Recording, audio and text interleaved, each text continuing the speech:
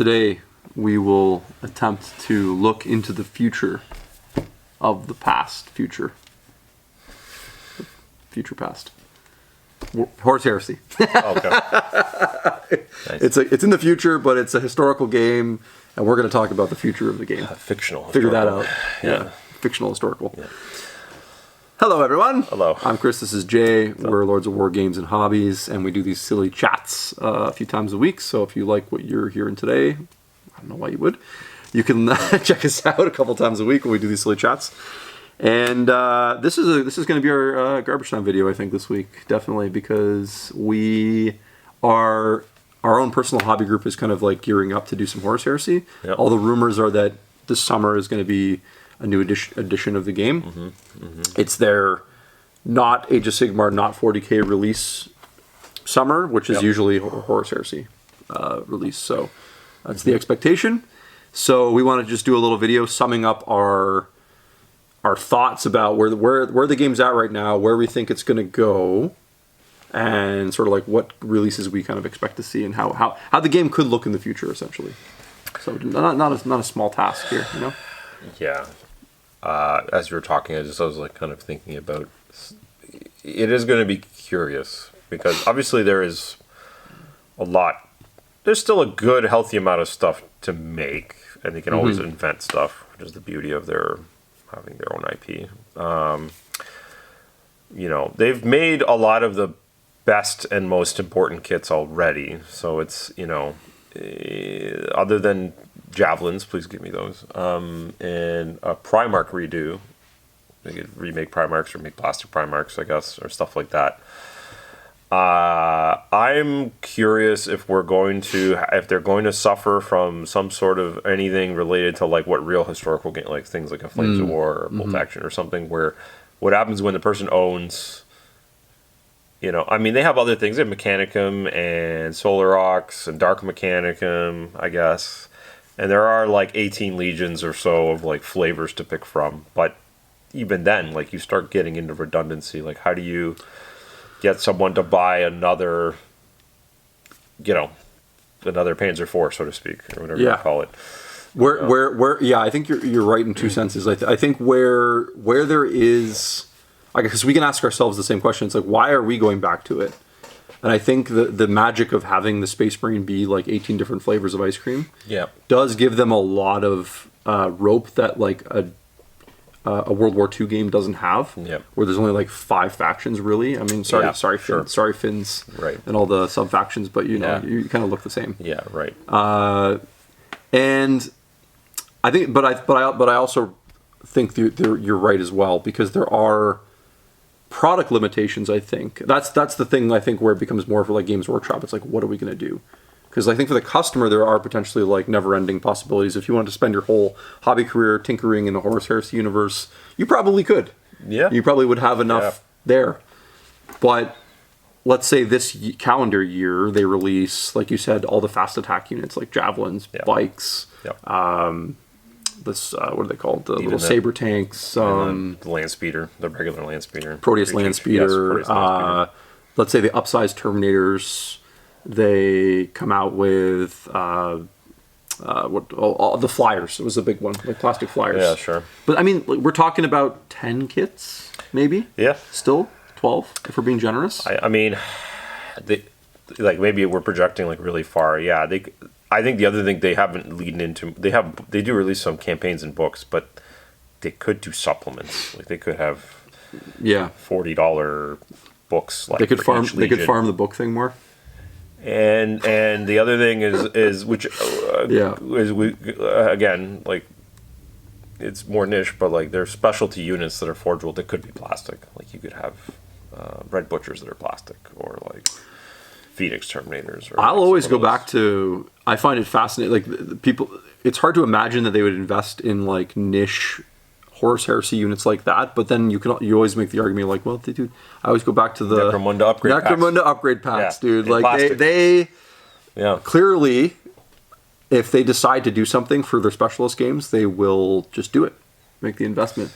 Like that'll never cease to break me. They're like, oh, we're gonna make 2 different packs of weapons and arms for some Coddor guys, but we won't give you a plastic Terminator unit. It's why I'm still stunned that they, and I mean they're just kind of going through the Primaris version of this, where they're creating like the Blood Angels upgrade pack, the Dark Angels one, but man, I really think at this point, when you're selling heads and shoulder pads for $30 a pop or whatever on Forge World, you could probably do some faction upgrade packs at this point for Horus Heresy. I think they would do just fine.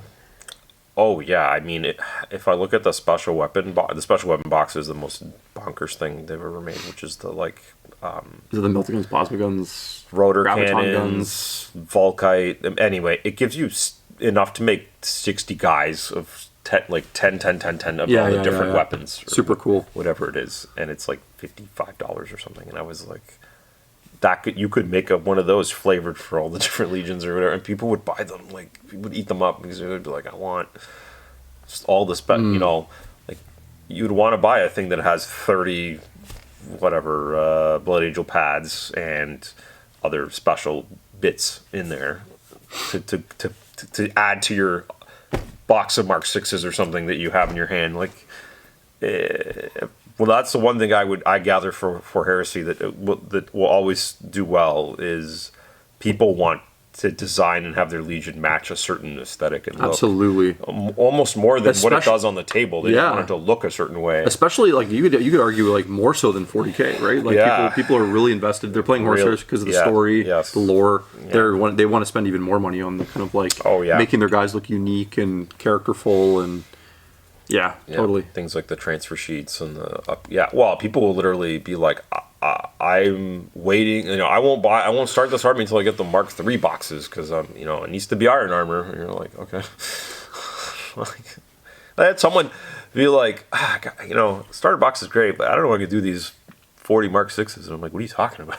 Like, use them. You're gonna run out of them. And they're like, yeah, but I really want iron. They're armor. Like the currency of. I was like, yeah. So it's interesting. So you're at this point where they are hitting a very real. They're going to hit a wall eventually for Space Marines, where they've kind of made everything that's in the armory. Mm-hmm. Now, there's a lot of like tanks and things that are, you know, like where's their plastic random Mastodon or whatever, like random. Wow. Yeah. I mean, I'm still stunned and shocked that they haven't done the big kit thing yet. Especially you got companies like Lego making like $1,000 D&D sets and stuff for adults. Like there's adults. There's enough adults that will want to buy something silly like that. You know, the funny thing is $1,000 plastic Thunderhawk. Let's say it was something dumb like that, because it's $1,000 resin. Right? Probably wouldn't even be that expensive though. Whatever, it was 800 plus tax or something. Sure. I think you would sell more than the resin one. Well, yeah, because the resin one's a nightmare. Yeah. Like you would just like double, triple the sales. You'd make your money back. But that poor guy whose business is like building them in the U.S. or whatever, who like he would lose. He lose his shirt, dude. Yeah, he would. He would. Yeah, we would unfortunately killed that business. The guy who just builds people's Thunderhawks. No, I've said that before. They're not leading. They don't lean in enough into that type of thing. Or to just have. I mean, I guess it's like they haven't been to Adepticon. Yeah. And beheld the battle where people are playing Titan fights. Like I know people do. There are like lots of super fans that buy multiple Warlord Titans, and you know, these guys exist, and there's more than one of them. There's a good number of them, and that's fine. But I think you could have more. I think you just really aren't. Like, they just haven't brought, because there's a reason like that. Not everyone, like, there a lot of people look at those items on this thing and then they go, oh my god, this is scary. Because but if you made a model kit that like even a relative novice to the hobby could follow the instructions and build and not want to kill themselves, then they would buy it.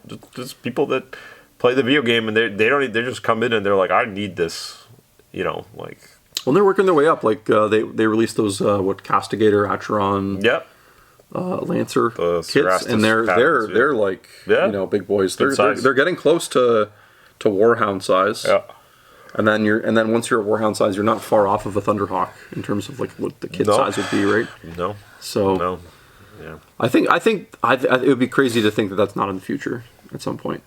Yeah. Just as a thing they could do. Don't worry, they'll pay a wall. You have to be a premium Warhammer Plus member to access that. To get on that'd be start treating it like concerts or whatever. You got to be you got to get on this list to get on the list to buy to be the first to buy it or whatever. Jeez, I don't want to go there. And there's resellers. So much scalping. We need less scalping, not more. I wonder scalping. if they're going to also roll out a HH app that's the same, tech as their AOS and 40K. I wonder if they're going to simplify HH, or are they going to keep it? Not that it needs. My they want to mainstream it a little more. Yeah, let's talk about rules and stuff because I think that's a good way to segue into, and then we can go back to kits again at the end. But rules wise, I think if Games Workshop understands the people that are collecting Age of Darkness, they would understand that this is primarily a group of individuals that are more likely to be veteran hobbyists. They're more likely to have been in the Games Workshop ecosystem a long time. And they're more likely to be a bit older because of that. And they're more likely to be less concerned and not want the constant changes that like a standard game has. Mm-hmm. So I think if they understand that correctly, they will be very careful and tread carefully. Yep. So I would expect, my guess would be less changes than more changes, like on the less changes side. Yeah. So probably still a very similar rule set, some polish, update. Maybe the current rule book is kind of a bit of a nightmare. It's probably not laid out the best. Nope. Sometimes it's confusing. Like, I have a rules question. It might be in the Legion's book for some reason, not the rule book, right? Like, can't tell you. Yeah. No, I'm not fond of them. I was trying to figure out if a Titan could move and shoot. And it took 3 books and 20 minutes to find the 2 or 3 rules and how they interact. Oh, man. The answer is yes, it can. Oh, yeah. Oh, yeah. Someone said, it's garbage. It only shoots in straight lines. And I was like, no, it doesn't. I'm sure it can turn and shoot. It's a vehicle. Yeah, it's a vehicle. Yeah. Anyway. But it took a while to prove your thesis. I couldn't believe how many things I had to and where they were and in that sense it is a very nostalgic experience. It is, because that's how it used to be. But I think you can combine, which means the next book's going to be even worse. Because it's going to look and feel just like the current book, but they're going to change 2 words here and 1 word here, and then you're going to be like, looks this, and then you're going to have both of them out and be like, what did they change here? Yeah, I'm not excited about that. But yeah, no, you got to keep it. Really, the question is, are they going to take toughness away from dreadnoughts and make them armored again? Good question. I mean, dreadnoughts are bananas the way they are right now. That's the defining feature of this edition is models with multi wounds and toughness. I think I'd like to see vehicles get a little stronger. Yeah. There's so many cool vehicle kits that just don't see the light of day because they're not dreadnoughts. There's just too many things that just immediately kill them in the game for their points cost especially. Or just get return fired. Or get return fired. Not the greatest rule for if your vehicle. Oh my God. Fact that vehicles can't return fire. I'm gonna shoot you. Is probably the greatest oversight in the entire rule. Oh, that's true too. Yeah. Like, I can't return fire. I paid 300 points for this tank. Yeah. It's just worse than last cannon squad. Worse. Okay, so we don't think there's going to be massive changes to the rules.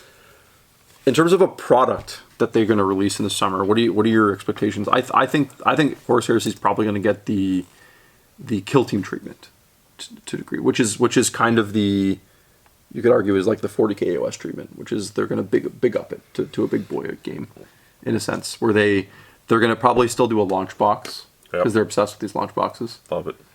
Love the launch box. And I think they're going to have like an actual starter set probably for the first time ever, which they haven't really had. Like, they've never called anything the starter set. Yeah, you want to have something that's like a little bit more affordable. Basically, probably. Like $150 or less dollars, and even then, I don't even know. Like, what do you have them? Because the starter kit usually has a good guy and bad guy, team 1 and team. Like, how do you even do that? Are they fighting? They're just Space Marines. They're fighting Space Marines. That's the way you do it. But that's what the original box is essentially. But just like less money.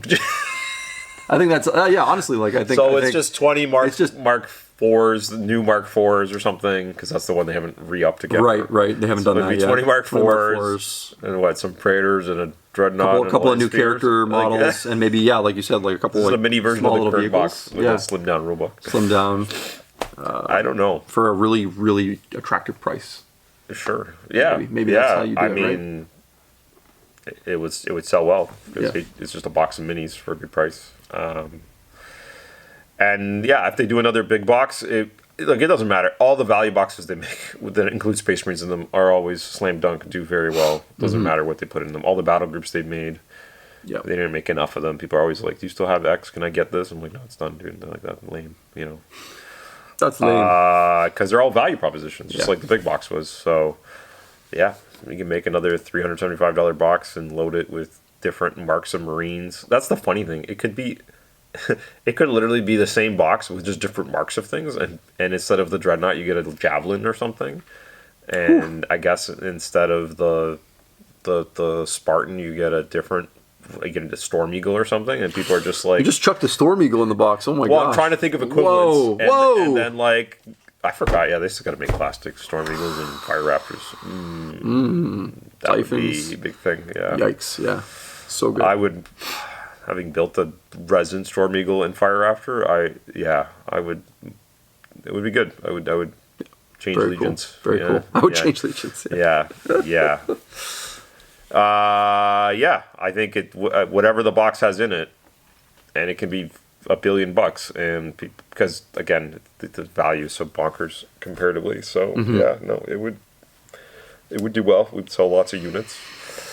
So it's not this next set. 3.0 I'm not too worried about. 4.0 I'm very much not worried about this edition. I think they have enough material to get them through, just in plastic kits and stuff like that. Let's not forget we still have Dark Mechanicum.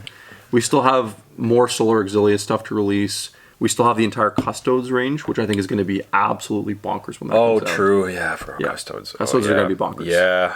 That's going to be because 40K players are going to go nuts because they want all those. They need all the flying tanks and stuff. So cool. Yeah. So cool. Yeah. No, that's true. That's true. And then something else that I hope they lean into more, and they've really done a haphazard job, is the campaign books. Like, maybe, can you sell like a campaign set? I know these things like sell poorly usually, but I think a proper HH one would do okay.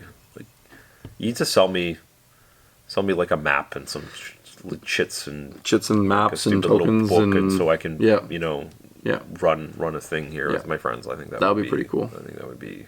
And put some thought into it. Don't just like make it like a random little white dwarf thing that you slam together in 4 seconds. Like, it's the poor editor guy's like homework he's got 4 hours to work on it. Or whatever. Yeah, that's always seems to be the case. Yeah.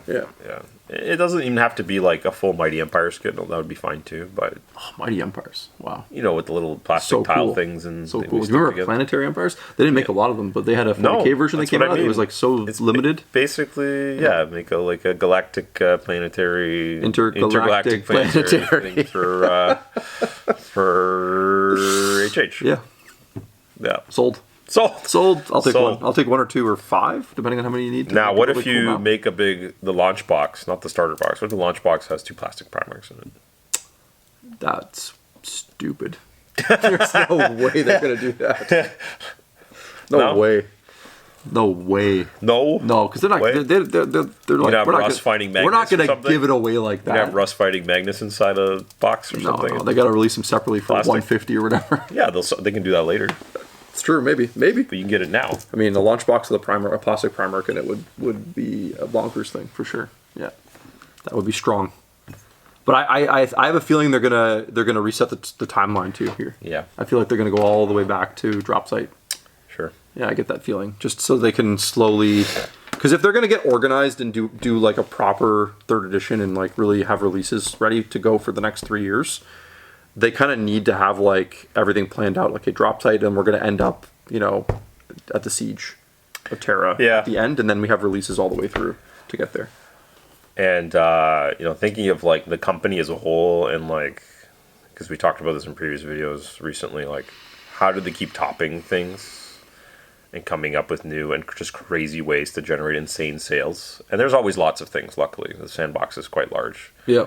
But when's the Emperor showing up? Like, again, like as a plastic kit. Wow. 'Cause that's a thing that it doesn't matter what game you play, even if you're an old world player, you want that on your bookcase or whatever behind you. I mean, I go back to this all the time. The primarchs sell incredibly well in 40K. I feel like a lot of the people that are buying them aren't buying them to. They read them in the stories for the armies. Like it's just a model they want to buy, it's right? Like buying a cool and where the $5 brand is at right now, 40K as a brand. It's transcended just like people collecting armies and to play games. Like it's well beyond that now, right? Yeah, there's so many things. Like, how come you can't buy the dumb diorama? How do we sell so many Phoenix Lords? Exactly. It wasn't because people are using them in their games. Exactly. But like, you can't even field them all. How do you not have the dumb diorama kit? You know, the McVeigh, but like, you know, done up modern. Like, how do you not have that for sale? Yeah. Like right now. Damn. How is that not the first thing that you would see be very strong when HH comes back? Like on the, but they haven't even done a Resident Emperor. No. Which is part of me can understand, but then it was the same argument with the Custodes, where they were like, well, there's so few of them, and they're much cooler as a mythological thing. Oh, and then shut up! And then they released them, and people are like, you don't like money or whatever? Yeah, like, it's just... Yeah, that guy. There's an old story of GW. I was at one of these like tables or whatever, and I don't want to name names, but it's just because I feel bad for the guy. But name names. He was a pretty big deal in the art direction of GW, and he had one of these jobs where he basically decided what was and what wasn't going to be Warhammer. Right. So like things would come across his desk. He's like, this isn't Warhammer. No thanks. Yeah. Or like, we're not doing that. Yeah. And one of his sticking points was like, the primarchs aren't coming back to 40K. Yeah. They like to keep them as this like thing you should only read and mythologize in your head, and because they're such bigger than life that we couldn't. Yeah. It's too bad the business decided no. You know, like I mean, at the end of the day, I think just in a pure like non-business sense, the argument is pretty strong to be like, look, like bringing them back into 40K doesn't change the story of Horus Heresy. Yes. Right. Yeah. So they still can be special and magical. Yes. It doesn't ruin them by bringing them into 40K. Like it might for some people, but from a pure business standpoint, my God, it was like the smartest thing they ever did. Oh yeah. Yeah, sure. What was it 8th edition when Gilliman broke the glass and took the fire sword or whatever, the Emperor's sword? Yeah. Whoever came up with that idea, give that guy $1 million. And he was absolutely broken when he released. So, how could he not be? He just rerolled to hit and to wound. Yeah. Just for standing next to him. Yep. It was great. Still good. Yeah, and the fact that they've been bringing these Primarch models back and just absolute slam dunks now, and they're doing it concertedly and they're taking their time with it. It's like we're getting like 1.5, maybe one a year at this point. Where it's not like they're doing it quickly, you know.